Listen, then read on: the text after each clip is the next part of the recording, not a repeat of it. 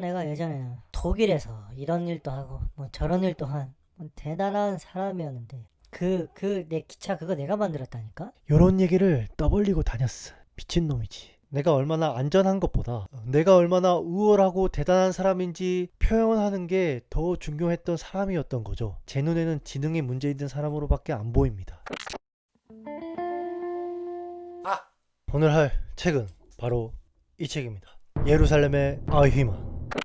1960년에 이스라엘의 비밀경찰 모사드가 비밀작전을 펼칩니다. 이 비밀작전은 유대인을 잔혹하게 학살한 아돌프 아이히만을 납치하는 것입니다. 비밀경찰 모사드는 아이히만 납치에 성공하게 됩니다. 그리고 그를 예루살렘 법정에 세웁니다. 예루살렘은 이스라엘에 있는 도시니까 유대인을 잔혹하게 학살한 사람을 유대인이 세운 나라의 법정에 세운 거죠. 이 사건이 당시 굉장히 떠들썩했는데 이 소식을 들은 미국의 한 유요코라는 잡지사가 이 사건을 잡지에 넣기 위해 유대인이면서 철학자였던 한나 아렌트를 이스라엘로 파견시킵니다. 유대인을 그토록 학살한 아이히만이 어떤 사람인지, 그리고 그 법정에서 어떤 말을 했는지 기록하고 그걸 바라본 자신의 생각을 담은 책이 바로 예루살렘의 아이히만이라는 책입니다. 벌써 재밌을 것 같지 않나요? 사람들이 아이히만 재판 소식을 듣고 많은 사람을 죽였으니까 굉장히 험악하고 악마에 가까운 모습이 아닐까, 또 그런 사람이 심판을 받게 되니까 응응 울면서 살려달라는 모습을 볼 수 있지 않을까 기대와 상상을 좀 했었겠죠. 하지만 법정에서 보여준 희대의 범죄자의 모습은 아주 평범한 중년이었어요. 악마 같은 모습은 전혀 볼 수 없었고 오히려 아이히만은 재판을 받는 동안 당당한 모습이었습니다. 아이히만은 재판에서 이렇게 얘기를 해요. 신 앞에서는 죄라고 생각하나 법 앞에서는 아닙니다. 나는 나치에서 일하는 직원이었을 뿐입니다. 상부에서 시킨 일만 했을 뿐이에요. 나는 그냥 일개 직원 일다. 저 위에서 시킨 일만 했을 뿐이다. 내 잘못 아님. 을 시전해 버린 거죠. 많은 유대인들을 학살했음에도 불구하고 이런 연병을 떨었죠.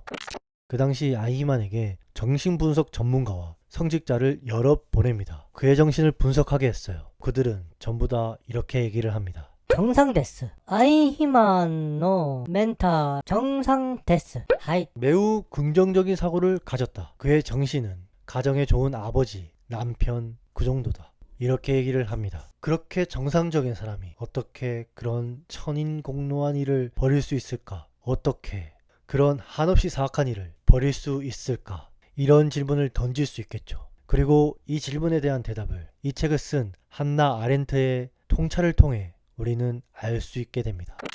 그러면 아이히만이 어떻게 나치에 들어가고 유대인들을 학살하는 일을 맡게 되었을까? 그거를 살펴보면 생각보다 별게 없었어요. 아이히만이 나치에 들어가기 전에는 굉장히 평범한 사람이었습니다. 그런데 어느 날 친구의 권유로 나치에 들어가게 돼요. 들어간 이유는 순전히 돈을 준다 했기 때문이죠. 나치에 대한 어떠한 사상과 신념이라든가 그런 건 없었어요. 사실 아이히만은 생각보다 열등감이 강한 사람이었습니다. 그런데 나치에 들어와서 그냥 일을 받아서 했는데 운 좋게 주변에서 칭찬을 해줬어요. 밖에서 그런 인정을 받아본 적이 없는 사람이었는데 나치에 들어오니까 인정을 받게 되고, 그러다 보니 열등감이 강한 사람이었지만 나치에 들어와서 그 열등감이 인정을 받아 해소가 되기 시작한 거죠. 그러니까 자기의 열등감을 해소했던 곳이 마침 나치였던 거야. 만약 다른 곳에서 해소를 할 수 있었다면 또 다른 사람이 됐을 거라 봐요. 그런 생각은 합니다. 그래서 나치에 들어가서 아이히만이 했던 게 뭐냐? 유대인을 얼마나 효율적으로 지우는가를 고민하고 실행했죠. 그중 대표적인 것 중에 하나가 유대인들을 기차에 태운 상태에서 가스를 뿌리고 기차 안에서 죽인 뒤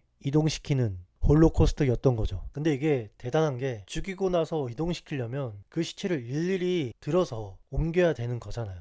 근데 이거는 자기 발로 스스로 기차 안에 들어가게 만들고 그 안에서 죽여 이동시키는 일이니 죽이는 것과 이동시키는 일을 동시에 할 수 있는 나치의 인력과 시간을 적게 만드는 알뜰살뜰한 방법이었죠. 그러다 어느 날 아이히만이 폴란드에 있던 어느 학살센터에 조사를 하러 갔어요. 근데 거기서 죽은 시체들이 쌓인 언덕을 보게 된 거죠. 근데 그걸 보고 평생 동안 본 것 중 가장 끔찍한 광경을 보았습니다. 라고 재판장에서 이야기를 해요. 하지만 이 아이히만은 그 죄책감을 받아들이기보다 포기했습니다. 죄책감으로부터 회피하게 되었죠. 그 죄책감을 받아들이면 그동안 내가 자랑스럽게 했던 일이 사실은 잘못된 것이 되니까, 그리고 그 일이 잘못되면 나 또한 잘못된 사람이 되니까 죄책감을 느끼면 안 돼요. 왜냐면 이 사람은 수치심을 견딜 수 없는 사람이야. 하지만 회피한다고 해서 자신이 했던 일들이 그리고 앞으로 할 일이 사라지는 것은 아니잖아요. 그래서 이 죄책감을 자신이 하는 일을 나쁜 게 아니라 오히려 대단한 걸로 꾸미는 일이었어요. 나치를 오히려 숭고하게 만들어서 나치 안에 있는 나를 숭고하게 만드는 거죠. 개소리지. 나치의 일을 수치심의 정반대인 자부심으로 만드는 거죠. 수치심과 자부심, 이 양극단에 있는 감정은 서로 따라다닙니다. 당연한 게 어떤 일에 내가 자부심을 느끼려면 그 일을 하지 않았을 때 수치심을 느껴야 될 테니까요. 그래서 어떤 일에 자부심을 표현하는 사람을 보면 그 사람이 어떤 일을 했을 때 수치심을 느낄 수 있는지 어느 정도 알 수는 있죠. 어쨌든 아이만은 수치심, 열등감이 엄청 강한 사람이에요. 근데 이 열등감 때문에 아이만이 이스라엘 비밀경찰에게 납치가 된 거예요. 아이만이 전쟁이 끝나자마자 냅다 도망치고 살았는데 예전에는 높은 위치에 있었다가 다시 평범해졌을 거잖아요. 그래서 아이만이 평소에 내가 예전에는 독일에서 이런 일도 하고 뭐 저런 일도 한 뭐 대단한 사람이었는데 내 기차 그거 내가 만들었다니까? 요런 얘기를 떠벌리고 다녔어. 미친놈이지. 그리고 그 이야기를 아이히만의 아들이 자기 여자친구한테 얘기를 합니다. 아들도 아빠 닮아 능지가 떨어졌어. 근데 하필 아이만에게는 운이 안 좋았던 게 아들의 여자친구가 유대인이었던 거야. 그래서 그 여자친구가 이상함을 눈치를 까고 신고를 때린 거죠. 그래서 이놈 잡힌 거예요. 그러니까 이 사람들은 내가 얼마나 안전한 것보다 내가 얼마나 우월하고 대단한 사람인지 표현하는 게 더 중요했던 사람이었던 거죠. 제 눈에는 지능에 문제 있는 사람으로밖에 안 보입니다. 아이만은 다른 사람이 자신의 문제의 본질을 생각하지 못하게 핀트를 돌리는 짓거리들을 굉장히 많이 합니다. 아이만이 했던 논리 중에 나는 그저 시킨 일을 했을 뿐이야. 일개 직원의 포지션을 취하잖아요. 그러면 그걸 듣는 사람은 그러면 나도 당장 먹고 사는 문제가 굉장히 시급하고 목숨을 잃을 수 있는 그런 상황에서 정말 그런 시키는 일을 안 할 수 있을까? 반항할 수 있을까? 라는 혼란을 일으킬 수밖에 없죠. 근데 물론 이거는 확실하게 고민할 문제입니다. 하지만 그거는 우리가 고민할 테니까 일단은 처벌을 받아. 그거는 우리가 고민할게. 근데 일단 처벌을 받자 이거야. 사람을 죽이면서 돈도 벌고 행복하게 잘 먹고 잘 살았잖아. 그걸 즐겼잖아. 왜 거기서 핀트를 돌리냐 이거야. 또 자기의 잘못이 아님을 이야기하기 위해 핀트를 돌렸던 또 다른 주장 중 하나가 유대인에게 도움을 받았다는 거예요. 우리가 어떻게 그 많은 유대인들을 찾아내고 돈을 뜯고 이동시키고 죽이는 그 많은 일에 유대인 도움 없이 정말 가능했을까? 라는 말을 재판장에서 꺼냅니다. 이때 사람들의 감정은 유대인으로서의 억울함과 슬픔 그리고 나치인들에 대한 끝없는 분노가 자리 잡고 있을 때였어요. 그런데 여기에 유대인이 도왔다 이거야 라고 이렇게 기름을 들이붓는 거지. 이 아이만의 말이 판도라의 상자를 열리는 역할을 했었죠. 실제로도 많이 도왔다고 하더라고요. 그런데 이런 반응은 당연히 아이히만이 원했던 반응이죠. 유대인이 도왔다고 한들 그게 아이히만이 죄가 없다는 거랑 무슨 상관이냐 이거야. 사실 너희 유대인들이 도왔어. 이런 식으로 핀트를 돌려서 사람들이 자기의 문제의 본질을 생각하지 못하게 만드는 거죠. 내 잘못을 너의 잘못으로 만들어 버리는 거죠. 여러분들 주변에 아이만처럼 자기가 잘못했음에도 불구하고 핀트를 돌려서 내 잘못처럼 만드는 그런 사람한테 휘둘리지 않기를 바랍니다. 이 책에서 언급되는 나치 특유의 언어 규칙이 있습니다. 유대인 학살, 전멸 이런 표현을 쓰지 않고 최종 해결책이라는 표현을 씁니다. 뭔가 그럴싸하죠. 이런 표현을 쓰면서 학살같이 직접적인 표현이 아니라서 이 명령을 받고 범죄를 실행할 때 죄책감을 덜할 수 있는 거죠. 아이만 같은 사람들에게는 최종 해결책과 같은 용어들이 죄책감을 줄여서 범죄를 보다 쉽게 행할 수 있다기보다는 물론 그것도 맞지만 이런 표현으로 자기가 하는 일이 더 우월하게 보이도록 있어 보이도록 하는 게 이 언어 규칙의 진정한 쓸모였던 것 같아요. 제가 생각했을 때는 이 사람들은 허세가 패시브니까. 그리고 정확한 용어를 쓰지 않음으로써 재판장이나 누군가 내 범죄에 대해 뭐라고 했을 때 빠져나가기 쉽도록 구멍을 만든다는 점이 이런 있어 보이는 용어, 공허한 용어의 최고 쓸모라고 생각합니다. 예를 들어 이런 거죠. 아이만 씨, 여기 보니까 최종 해결책이라고 써져 있네요. 이거 유대인 학살이라는 표현이죠?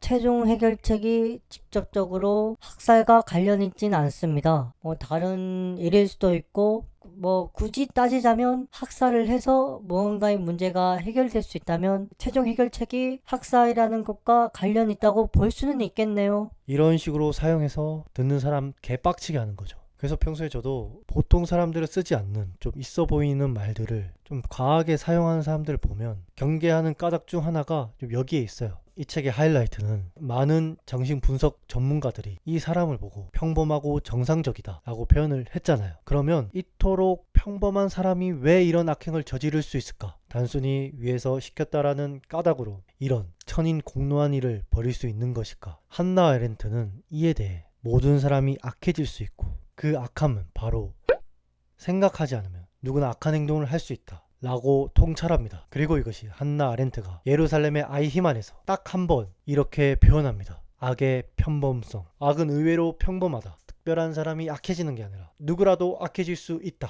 그렇기에 우리는 생각하며 경계해야 된다. 이것이 악의 평범성인 거죠. 저는 아이히만의 자격지심, 열등감, 허세가 상황이 되게 안 좋게 맞물리면서 좀 강한 악으로 표출했다고 생각을 합니다. 그 아이히만이 이스라엘 비밀 경찰에게 붙잡힐 때 반항하지 않고 이렇게 얘기를 해요. 난 니들이 올 줄 알았다. 제 생각에는 아이히만이 개쫄았던 거야. 잘못 반항하다가는 해코지 당할 수도 있고 그리고 반항하면 모양새가 좀 이상하잖아요. 마치 내가 잘못된 사람처럼 돼버리잖아. 이게 이 아이히만한테는 죽어도 싫은 일이야. 그러니 나는 이미 너희들이 올 줄 알았고 나는 이미 내 역할을 충분히 했고 후회 없으니 순수히 내가 잡혀주겠다 내가 해주겠다라는 게 포인트인 기라. 개소리죠. 뭐 나치가 망하자마자 살려고 냅다 해외로 도망친 주제 이제 와서 이런 말 한다고 누가 믿어줍니까? 만약 내가 이때 비밀 모사드 비밀 경찰이었다면 자 이렇게 했을 것 같아. 잡았다. 이름이 뭐야? 아돌프 아이만, 난 너희들이 올 줄 알았어. 어? 순순히 잡혀갈 거야? 나는 기다리고 있었어. 아 그래. 그리고 풀어줘요.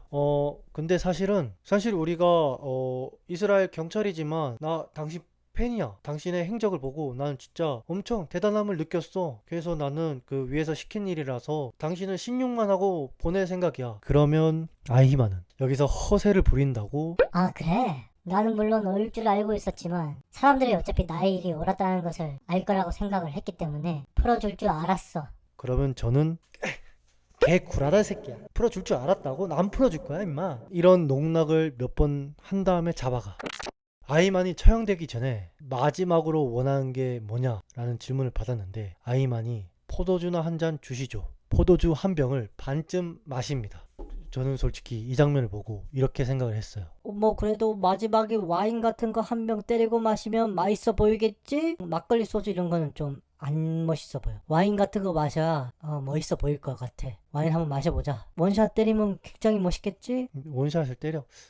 야 근데 한 병 마시기엔 너무 배부르다. 한 병을 다 때리려 했는데 배불러서 반쯤 남긴 거야. 멸치잖아. 손발이 묶여서 가는데 헐렁하게 좀 풀어달라. 자신이 똑바로 서 있게 요구를 했어요. 그리고 내가 만약 옆에 있는 사람이라면 내가 왜 해줌? 싫은데? 그리고 아이만이 마지막에 이런 말을 하고 교수형에 처해집니다. 잠시 후면 우리는 모두 다시 만날 겁니다. 독일 만세, 아르헨티나 만세, 오스트리아 만세. 내가 죽는 거는 내가 잘못됐기 때문에 죽는 게 아니다. 어차피 사람들은 다 죽고 그리고 니들도 죽을 거니까 당신들도 똑같다. 이렇게 말하는 것 같았고 끝까지 자기 잘못을 인정을 안 하고 자기 죄를 뉘우치지 않고 그리고 이걸 보는 사람들에게 오히려 더 무서움을 주려고 생각할 거리를 주려고 했던 말 같아요. 그리고 제가 이 글을 읽으면서 소름 돋는 건 범죄자들이 잡힐 때 이런 비슷한 말들을 했더라고요. 그 7번 방에 조주빈도 잡히니까 내 안의 악마를 멈춰줘서 고맙다. 이런 말 같지도 않는 중2병스러운 말을 한 것처럼 아이히만 또 그게 좀 보였고 자기의 잘못을 인정하기보다 우월한 존재, 나는 어쩔 수 없는 사람이다. 그러니까 이런 표현들을 범죄자들이 꽤 많이 한 것 같아 보여요. 그리고 아이만이 했던 이 마지막 말을 보니까 알베르 카미의 소설 이방인에서 주인공 메르소가 처형당하기 전에 했던 말이 머리에 스치더라고요. 내게 남은 소원은 다만 내가 사형집행을 받는 날 많은 구경꾼들이 증오의 함성으로 나를 맞아 주었으면 하는 것뿐이다. 카미의 소설 이방인의 주인공 메르소도 아무런 죄책감을 표현하지 않았고 사람의 목숨보다 진실을 이야기해야 된다는 그 신념이 훨씬 더 중요하게 생각한 메르소가 머리에 스치니까 그 소설을 한번 다시 읽어봐야겠다. 처음 그 이방인이라는 소설을 읽었을 때는 메르소에 굉장히 공감하고 안타까워 했었는데 이걸 한번 생각을 하게 돼버려서 메르소를 이제 오히려 범죄자에 가까운 사람으로 평가해야 될 것 같다는 생각이 드네요. 이 책은 철학, 역사, 법학 같은 다양한 인사이트들을 얻을 수 있는 책이에요. 하지만 저는 이 책을 훌륭한 심리학 서적으로 봅니다. 저의 어떤 악한 모습도 들여다보게 되고 저를 포함해서 지극히 평범한 사람들이 어떻게 나쁜 일을 행할 수 있는지 고민할 수 있도록 도와준 책이라서 제가 좋아하는 심리학 책 중에 하나가 됐습니다. 또는 이 책이 좀 어렵게 느껴지면 비슷한 생각을 할 수 있게 도와줄 수 있는 영화나 책들이 좀 있습니다. 그 당시의 법정을 카메라맨 입장으로, PD의 입장으로 설명하는 영화 아이히만 쇼도 있고 실제 한나 아렌트의 입장에서 본 영화 한나 아렌트도 있어요.